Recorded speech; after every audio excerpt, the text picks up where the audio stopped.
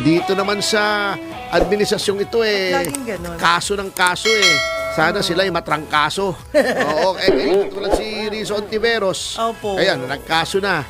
Sila pa may gana magkaso. Eto natatawa ko Pero bago yan, bago natin makalimutan, isang happy birthday advanced Hi? kay Mr. Barton C, ang ating kaibigan na may-ari ng hottest club in town. Wow. Dance club ito. Hindi ito yung nightclub na may naghuhubad Okay. Hindi tayo pupunta roon. Hindi natin alam kung ano yun. Hindi ko pa ako nakakakita ng loob ng mga ganun. Nababali-balitaan ko lang Victor yun Ay! Ano mga nangyayari doon Bigla ganun Oh. Yung Hydro. Hydro. Yan sa Quezon City. Hydro.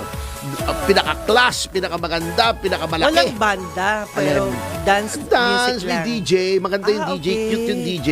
Promise. maganda, babae. May babae yung DJ. Oo. Ganun. Mm. Ayos yun. Oo. Anyway, ito demanda.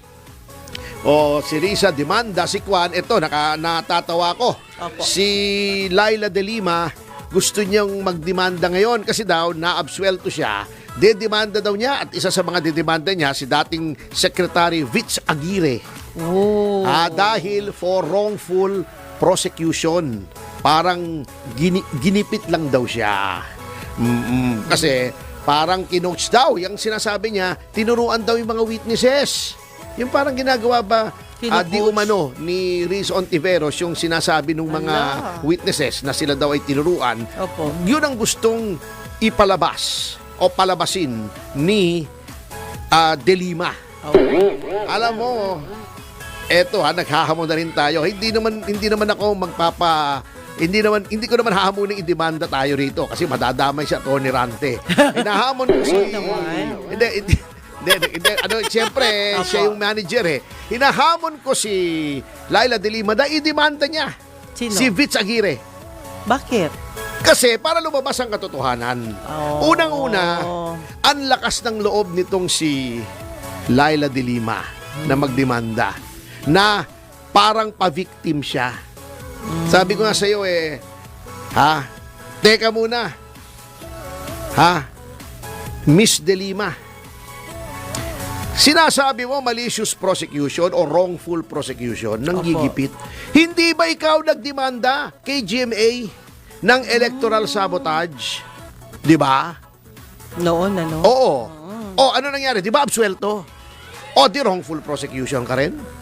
Hindi ba ikaw ang nagdemanda, nag-case development, nung plunder kay Mrs. Arroyo? Ala. Wrongful prosecution ka rin? Ala. Absuelto hindi ba nung nag-TRO ang Korte Suprema, hindi mo sinunod? Di ba contempt of court ka dapat doon? May petisyon. Hinihintay natin. Di ba? Di ba umamin ka that you violated the law by committing adultery? So, wag ikaw ang po-fronts na magmamalinis. Ayun. At sasabihin ikaw ay biktima ng biktima ka rin Ayun. Ilan ang pinersecute mo noong panahon ni Noy Noy? Yung mga kalaban sa politika, absuelto lahat. Ikaw ang nag-file lahat niyan. Di ba? Delikado. So, wag kang ganyan, ma'am. Gawain mo yan wala naman nagdemanda sa'yo. Buti na lang mapagpatawad si Mrs. Arroyo. Nung sinasabi kong idemanda ka, sabi, wag na. Kasi ganun na nga itsura, didemanda mo pa. Kawawa naman.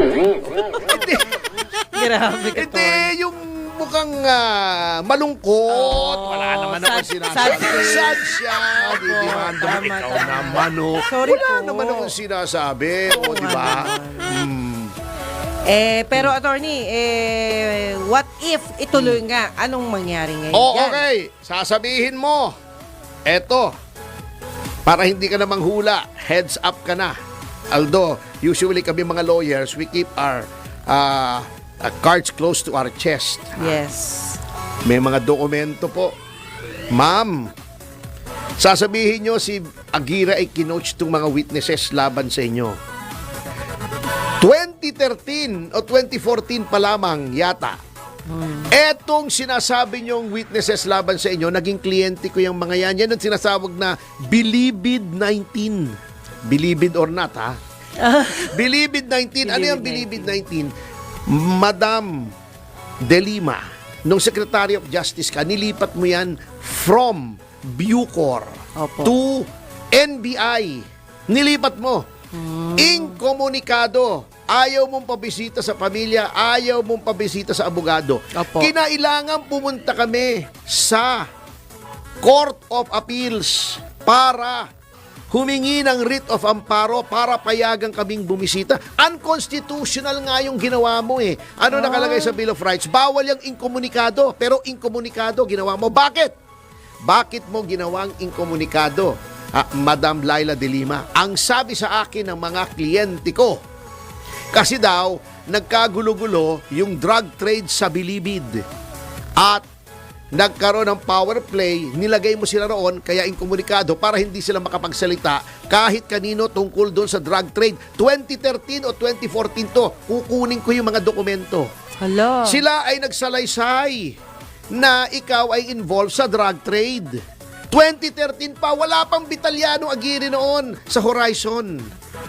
Ang si Vitaliano Aguirre noon ay kilala lamang yung nagtakip ng tenga noong impeachment trial. Di ba? Wala pang Duterte noon. Mayor pa lang si Duterte noon. Hindi pa sumusulpot sa Horizon. Ha? Nagbabala ka palang mag-senador noon.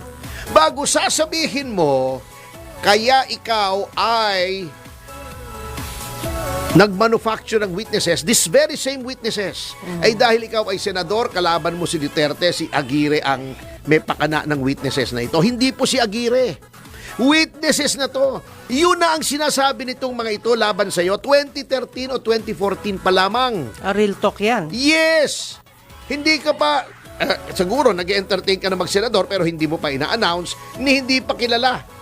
Kundi sa Davao, si Duterte. Wala pang Justice Secretary Vitaliano Aguirre. Iyan na ang sinasabi ng mga witnesses na yan at meron po tayong mga salaysay. Opo. Okay. Sa akin po sinabi yan. Wala pa po akong pakialam kay Duterte. Wala pa akong pakialam na senador kayo at kalaban nyo si Duterte. Wala pang Vitaliano Aguirre. Iyan na ang sinasabi ng mga yan. Kung merong nag-coach at nag-pressure sa mga bumaliktad na witnesses, eh hindi po kami. Kasi consistent po sila. Nag-iba lamang sila nung nagkakaso na at nawala na si Duterte at naging si Pangulong Bongbong Marcos na ang Pangulo. Oh. Wala na kaming capacity mag-coach noon. Number 2, noon pong yan ay nagsalaysay, vinidyo po yan. Sino nag-video dyan? Public Attorney's Office, hindi kami. Bakit? Yung Public Attorney's Office, ang talagang mandate niyan ay upang yung mga mahihirap ay hindi maapi. Opo. Neutral yan. Walang kinakampihan yung Public Attorney's Office. Although yan ay operationally under the DOJ at ang hepe niyan ay may rank of Undersecretary of the DOJ, independent po yan sa DOJ. In fact, ang mga abogado ng PAW at ang mga abogado ng DOJ ay lagi naglalaban sa korte. So, hindi po under ng DOJ, walang control sa judgment ng PAW ang DOJ. Ayun. Yan po ang nag-videotape si Persida Acosta Rueda. Ang kumuha po ng mga salaysay niyan, hindi po ako, hindi si Vitaliano Aguirre, yung mga abogado ng PAW, mga career officials. O, paano namin i-coach yan? O, sabihin nyo nga, o. So, go ahead, ma'am. I-demanda nyo si Aguirre, magte-testify ako na ganun. Kahit magpa-lie detector test ako, pahit sabihin kong mamatay na bungangkang ko, magsumpaan tayo roon, sabihin nyo rin. Alo. Yung salitang yon, mamatay na bungangkan mo, kung hindi totoo sinasabi. Sige, go ahead ma'am, make our day. Oh, sana naririnig nyo ako, marami naman nakikinig dito. Pakisabi kay now Congresswoman and Prosecutor Laila De Lima na inignore ang TRO ng Supreme Court o nagdemanda kay GMA na puro absuelto naman, magpapa-victim ka ngayon, go ahead, sige. Ilabas po natin ang katotohanan, ma'am, sa hukuman. Alo. O, sige po. Go ahead. hihintayin po namin. Baka lumaki problema, wag na lang. Bahala siya. Wag na lang. Paano pa lalaki ang problema? Di ba, may kasabihan. Oh. How can you face your problem if your problem is your face?